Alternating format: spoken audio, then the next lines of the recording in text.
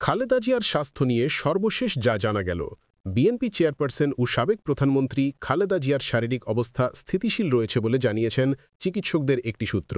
জানা গেছে, বেগম জিয়া মেডিসিন গ্রহণ করতে পারছেন।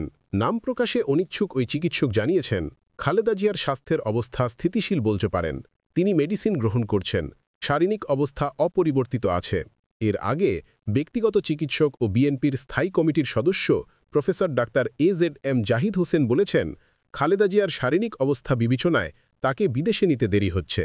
সার্বক্ষণিকভাবে এয়ার অ্যাম্বুলেন্স প্রস্তুত রয়েছে, তবে মেডিকেল বোর্ড মনে করছে এই মুহূর্তে তাকে ফ্লাই করানো ঠিক হবে না। মেডিকেল বোর্ড সিদ্ধান্ত নিলেই তাকে বিদেশে নেওয়া হবে। সামাজিক মাধ্যমে গুজব ছড়ানো হচ্ছে উল্লেখ করে তিনি বলেন, দয়া করে কেউ গুজব ছড়িয়ে মানুষকে বিভ্রান্ত করবেন না। মেডিকেল বোর্ড অত্যন্ত আশাবাদী। বিদেশে যাওয়ার বিষয়ে সর্বোচ্চ প্রস্তুতি নেওয়া আছে।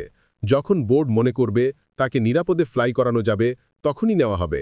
এ বিষয়ে কাতার সরকার এবং অন্তর্বর্তী সরকার সর্বোচ্চ সহায়তা করছেন। ওনার চিকিৎসা সর্বোচ্চ প্রাধান্য পাবে। গত ১৩ দিন ধরে রাজধানীর এভারকেয়ার হাসপাতালে চিকিৎসাধীন খালেদা জিয়া।